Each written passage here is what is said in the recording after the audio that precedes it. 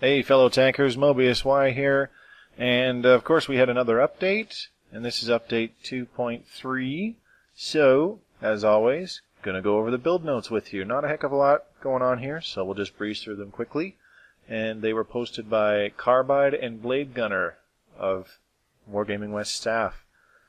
So, let's just jump right into it. Commanders, while we wait until the servers come back online, take a quick look at the build notes for update 2.3. New features. Game mode. Team Destruction. The objective of Team Destruction is simple. Destroy the enemy team or cause the most destruction to the enemy team as possible to secure the victory. Only destroying enemy tanks matters as there are no bases to capture. Team Destruction will be available to play in team training and multiplayer battles.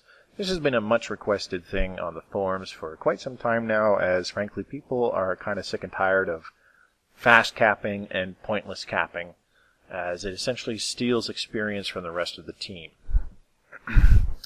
If you're curious as to why I said that, simply go back and watch Tactics Talk episode 4 on earning XP.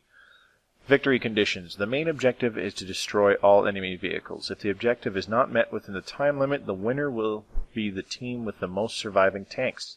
If the time limit is reached with both teams having an equal number of surviving tanks, then the winner is the team whose total HP pool of killed enemy vehicles is higher. So essentially, if time runs out in Team Destruction and both teams still have tanks, whichever team has more surviving tanks will win. If both teams have the exact same number of tanks, essentially the win goes to the team whose total team damage dealt to the other team is higher. That's basically how that goes. Proving Grounds Ops. We've added a new set of operations that can be completed daily only in the Proving Grounds. The PvE ops can be accessed in the Ops tab once you enter the Proving Grounds mode. Successful completion of these bonus PvE ops will unlock extra multiplayer ops. New HD maps, Airfield, Siegfried Line, and Live Oaks Rain. Now these are wonderful additions back into the map rotation.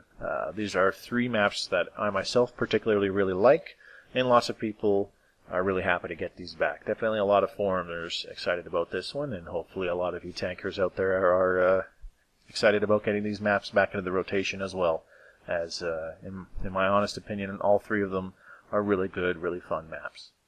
New light tanks. We have some new American and Russian light tanks. The American ones branch up from the Tier 5 Chaffee light tank, and the Russian light tanks continue up from the Tier 6 MT-25. So we've got the American T-37, M41 Walker Bulldog, and T-49, and we have the Russian LTTB and T-54 Lightweight. Major changes across all platforms. M24 Chaffee update. Research cost reduced to 12,480 XP. Purchase price reduced to 405,000 silver. Package prices reduced. Hit points reduced from 580 to 440 with the maximum package. Well, basically a fully upgraded Chaffee. Top speed for the Chaffee increased from 56 km per hour to 77 km per hour. Repair costs brought in line with other Tier 5 light tanks. The new 75mm gun was given in place of the 76mm gun. Chaffee Matchmaker now equal to all other Tier 5 light tanks, meaning since the game has come out, the Chaffee was originally able to see all the way up to Tier 10 with its own kind of special scout matchmaking. However, since it is still a Tier 5 light tank scout, it now gets basic Tier 5 light tank scout matchmaking, in which it will see up to Tier 8. Players who currently have the Chaffee in their garage will be credited the difference in XP and silver based on current configuration. So I'm not sure if this means that you will be getting some free XP with some silver. Obviously it means that you'll be getting some silver back if you already have a Chaffee in your garage. But in terms of getting some, being quote-unquote credited XP, I'm not sure if that will go directly into your free XP. It might just be credited back on the Chaffee itself as Chaffee Tank XP. M41B Brazilian Bulldog, that was the recent American Tier 8 Premium Rare Scout Light Tank. Increased the HP of the ammo rack, so this will make it a little more difficult for the Brazilian Bulldog to get ammo racked, as that was a common problem. Increased engine power from 405 to 510 horsepower of the Saab Scania DS14A04 engine. However, this will not reflect in the stats window for the tank, but the tank will operate at 510 horsepower.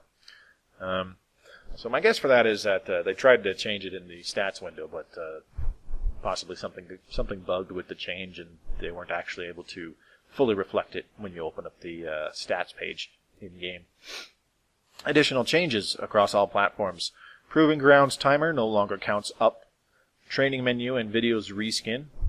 By popular request, damage standing added to the stat screen for all Tier 5 and higher tanks to help track progress towards Marks of Excellence. So when Marks of Excellence were introduced, there was no way to track your progress towards the next Mark of Excellence if you had one. And then they changed it to where once you had a Mark of Excellence on a certain tank, you could check your progression. It would give you a percentage of how well you're doing compared to the rest of the population that actually played that tank. But now it will actually say it at all times for every tank if you go to the stat screen for any one individual tank that is Tier 5 or higher, since only Tier 5 and higher tanks can earn a Mark of Excellence. Added press to zoom icon on the HUD. This one will be good for the newbies, as it's not mentioned, as far as I can tell, it's not mentioned anywhere, except unless you actually go to the controls screen. That there's actually a button to increase your sniper zoom when you are zoomed in quote-unquote first-person view. And I'd see this all the time in random World of Tanks clips uploaded by various people, various random players to the Xbox One clips upload thingy associated with World of Tanks. I'd see it all the time, where somebody they'd be in sniper view, but they wouldn't be zoomed in, and they're shooting at a really far away target. And I was just like, oh my gosh, there's got to be a way to make people aware that this is actually a function, and it makes things a lot easier. So hopefully that helps out a lot of the newbies and even people who have been playing for a while who didn't have the slightest clue that you could actually zoom in, as there are some of you out there, I'm sure. Not to worry about it. It took a lot of people, even several thousand games, to even realize that you could zoom in sniper view. Another one by popular request, apparently. You can now view all equipment available for your tank without having to sell equipment first. Please note the sell button has changed to X. This is a nice one. As me myself, if I had a fully equipped tank and I was looking at it thinking, I kind of want to, say I had rammer optics and vertical stabilizer on it, and I'm looking at it going, I kind of want to drop the vertical stabilizer and throw on vents. Just to kind of see how much the piece of equipment would cost, or just how much would it cost to equip a different piece of equipment or whatever on a certain tank. If it was fully equipped, you had to take off a piece of equipment, which could have been just a gold sink if you had 3 pieces of complex equipment on a tank and simply wanted to check the price of a different one. So this is an interesting, really nice new little gimmick that they added for us. Additional changes to the Xbox 360, various graphics and performance optimizations. Sounds fair. Bug fixes across all platforms. Fixed an issue where players would be stuck in the Proving Grounds queue. New tank icon in the garage has been fixed and will only show on tanks with no battles. That was that little orange ribbon showing up at the top right of the little tank card in our garages for the last month. Recreated rocks and levels to align Xbox 360 and Xbox One collisions. Pearl River, Dragon Ridge, Arctic Region, Mountain Pass, Malinovka, Karelia, Redshire, Komarin, Sacred Valley, Pacific Island, Lakeville, and Prokhorovka.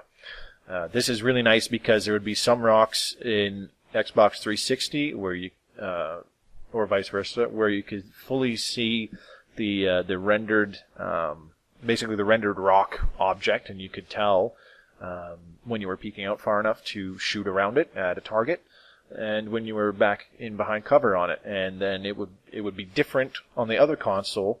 So either it would look like somebody was shooting through a little chunk of rock, or for example, your shot was getting blocked by thin air for whatever reason, and the real reason behind that is because there was actually a solid object not being visibly rendered in the exact same spot on both consoles, and that was extremely annoying. Various bug fixes to Ruinberg War, asset placement, floating decals, building textures. So basically there's some touch-ups to Ruinberg War. The RU-251 Spy Panzer, German Tier 8 scout tank, fixed gun clipping into the hull, fixed camouflage on suspension, and texture fixes. The Renault FT, the French Tier 1 light tank, fixed fire node placement. The AMX Chaffee Tier 6 French premium light tank, fixed misaligned destroyed textures. The Panzersoufflé 4B, this is, I believe, the German Tier 5 or the Tier 7 tank destroyer down the waffle line. Fixed firing animations. I think this is actually the Tier 5. Fixed ready-to-fire voiceover playing when it shouldn't. Corrected launcher music volume. The exclude option in the garage tank filters now works for the ×2 Taily bonus. The idle voiceover will no longer play if you are in a contested base. Checking the post-battle results screen after transferring a crew will no longer cause the game to become unresponsive. Spotter medal now properly shows the highest streak and correct description. Shellproof medal correctly mentions the survive condition. Team training requirement text changed to 2. Team training was changed to the requirement to start a team training room was set down to 2, I believe, one or two updates ago, either 2.1 and 2.2. So you don't need 6 people to start a friggin' team training room. But the text still said that you needed at least 6 people. So that was understandably confusing. Bug fixes to the Xbox One, the UC 2-pounder British Tier 2 tank destroyer, fixed clipping on tracks, and bug fixes on the Xbox 360, fixed camouflage tiling for all tanks. The VK3601H, I believe this is a German Tier 6 heavy tank, fixed wobbly front wheels, and on the American M103 Tier 9 heavy tank, geometry fixed to match collision. And Blade Gunner down at the bottom here says, hope you guys enjoy this update. I guess we'll be seeing a lot of scouts this weekend. I'm pretty sure this is a Wargaming code for we have also nerfed the Super Pershing, and it's up to you guys to figure out how, as with every update known to World of Tanks Xbox, the Super Pershing has been nerfed every update because tinfoil hat. I'm just kidding. Don't take me seriously. And that's all it was. This was...